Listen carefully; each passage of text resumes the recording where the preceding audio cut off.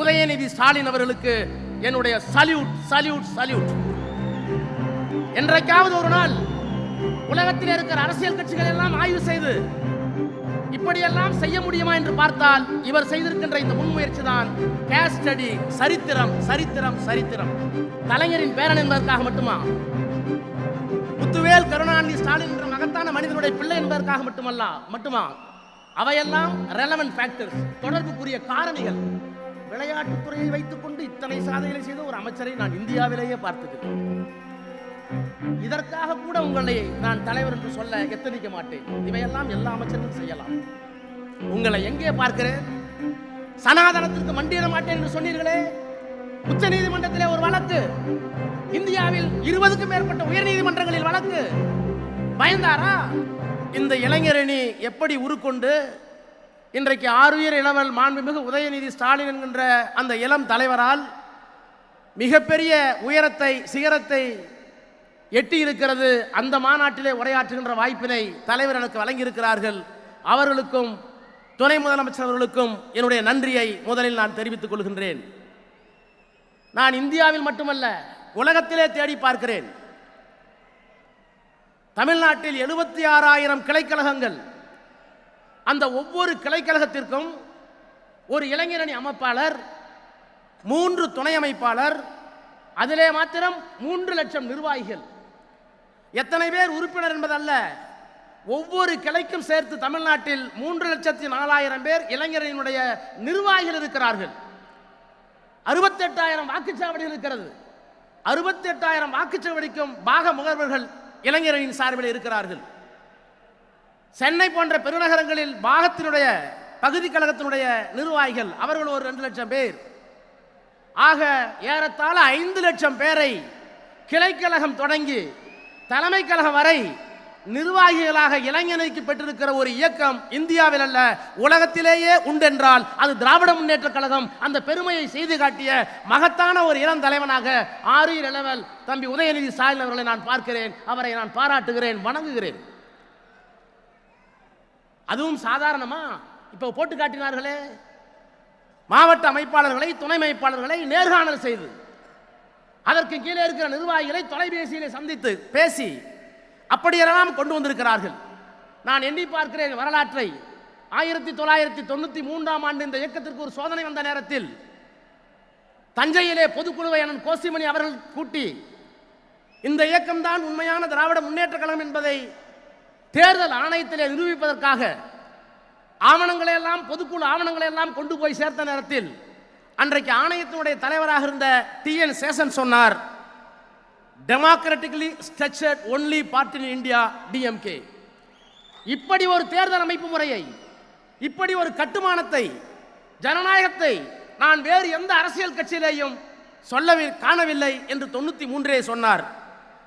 கொட்டுகிற மலையில் வீசுகின்ற புயலில் சரளை கற்கள் நிரம்பிய மலை உச்சியை நோக்கி நாம் நடக்கிறோம். கையிலே ஒரு அகல் விளக்கு. அந்த அகல் விளக்கு அணையாமல் இருப்பதற்கு தம்பிமார்களே உங்கள் கையை தாருங்கள் என்று சில 100 பேர்களை வைத்துக்கொண்டு ராபின்சன் பூங்காவிலே தொடங்கிய இந்த இயக்கம் இன்றைக்கு திருவண்ணாமலையில் 1,30,000 பேர் அமர்ந்து 91 சட்டமன்ற தொகுதியிலிருந்து வந்து 29 கழக மாவட்டங்களிலிருந்து இத்தனை பேரை கட்டுப்பாடோடு கடமையாற்றுகின்ற பணியை செய்திருக்கின்ற உதயநிதி ஸ்டாலின் அவர்களுக்கு என்னுடைய சல்யூட் சல்யூட் சல்யூட். என்றைக்காவது ஒரு நாள் உலகத்தில் இருக்கிற அரசியல் கட்சிகள் எல்லாம் ஆய்வு செய்து இப்படியெல்லாம் செய்ய முடியுமா என்று பார்த்தால் இவர் செய்திருக்கின்ற இந்த முன்முயற்சி தான் கேஸ் ஸ்டடி. சரித்திரம் சரித்திரம் சரித்திரம். இன்றைக்கு அவருடைய மகன் இங்கே இந்த இயக்கத்தை வழிநடத்த இருக்கிறார், தமிழ்நாட்டை வழிநடத்த இருக்கிறார். நான் அவரை தலைமை தாங்கி நடத்த வேண்டும், தகுதி உங்களுக்கு இருக்கிறது சொல்வதற்கு காரணம் என்ன? கலைஞரின் பேரன் என்பதற்காக மட்டுமா? முத்துவேல் கருணாநிதி ஸ்டாலின் என்ற மகத்தான மனிதனுடைய பிள்ளை என்பதற்காக மட்டுமா? அவையெல்லாம் ரெலவென்ட் ஃபேக்டர்ஸ், தொடர்புக்குரிய காரணிகள். அதையும் தாண்டி ஆட்சியையும் கட்சியையும் வழிநடத்தக்கூடிய ஆற்றல் எதிர்காலத்தில் அவருக்கு உண்டு. அவர் ஆட்சியில் இருக்கிற ஆற்றிய பணியா? என்னென்ன பணிகளை ஆற்றியிருக்கிறார்? தமிழ்நாடு சாம்பியன் ட்ரஸ்ட், விளையாட்டுத்துறையை வைத்துக் கொண்டு இத்தனை சாதனைகளை செய்த ஒரு அமைச்சரை நான் இந்தியாவிலேயே பார்த்ததில்லை. நெடுஞ்சாலை போடுகிறார் வேலு என்றால் ஒப்புக்கொள்ளலாம். எல்லா ஊருக்கும் தண்ணீர் வருகிறது என்றால் நான் நேருவை ஒப்புக்கொள்ளலாம், எல்லா கிராமத்திற்கும் தண்ணீர் போகிறது என்றால் ஐபிஐ ஒப்புக்கொள்ளலாம். இவையெல்லாம் தெரிந்த துறைகள். ஆனால் விளையாட்டுத் துறையில் இவ்வளவு விந்தைகளை செய்யக்கூடிய ஆற்றலை பெற்ற ஒரு அமைச்சரை தம்பி உங்களைத்தான் நான் பார்க்கிறேன். எத்தனை திட்டங்கள்! தமிழ்நாடு சாம்பியன் ட்ரஸ்ட் போட்டிக்கு போவதற்கு முன்பாகவே ஊக்கத்தொகை, தேசிய முதல் ஒலிம்பிக் வரை யார் பதக்கம் பெற்றாலும் அவர்கள் அழைத்து வந்து பதக்கம். எலைட் ஸ்போர்ட்ஸ் பர்சன் ஸ்கீம், உலக போட்டியா ஒலிம்பிக் போட்டியா எல்லா செலவையும் நாங்கள் ஏற்றுக்கொள்கிறோம். இன்டர்நேஷனல் மெடல் ஸ்கீம் 12 லட்சம் ரூபாய் ஒரு வீரனை தயார் செய்வதற்கு. சாம்பியன் டெவலப்மெண்ட் 20 வயதிற்கு உட்பட்டவர்களை எதிர்காலத்தில் தயார் செய்வதற்கு திட்டம். இதையெல்லாம் கூட நான் ஏற்றுக்கொள்கிறேன். சாதாரண சிந்திப்பிலே கூட வந்திருக்கக்கூடும். தலைவருக்கு பரிசு இருக்கிறீர்களே, அவரிடத்திலே சொல்லி இன்னொரு வேலையை செய்தீர்களே. உள்ளாட்சி துறையில் இன்றைக்கு நான் பெரம்பலூரில் இருந்து கிளம்பினேன். கை கால் இரண்டும் நடக்க முடியாமல் குழந்தை போல ஒருவர் நடந்து வந்தார். ஏனையா சொல்லியிருந்தால் நான் வந்து மனு வாங்கியிருப்பேனே கையில் இருக்கிற மனுவை என்று கேட்டேன். நான் மனு கொடுக்க வரவில்லை, நான் ஒரு பட்டதாரி ஆசிரியர். பிறகு எதற்காக வந்தீர் என்று கேட்டேன். ஒரு லேமினேட் செய்யப்பட்ட காகிதத்தை காட்டினார். உள்ளாட்சி அமைப்பில் நான் இன்றைக்கு ஒரு கவுன்சிலராக ஆக்கப்பட்டிருக்கிறேன். அதற்கு காரணம் உதயநிதி ஸ்டாலின் தன்னுடைய தந்தையிடத்தில் சொல்லி எனக்கு வாங்கி கொடுத்திருக்கிறார். நான் பார்க்கிறேன். நொண்டி என்றார்கள், முடம் என்றார்கள், குருடன் என்றார்கள், செவிடன் என்றார்கள். ஐநா மன்றம் அவர்கள் அப்படி சொல்லக்கூடாது, மாற்றுத்திறனாளி என்று சொல்லி சொன்னது.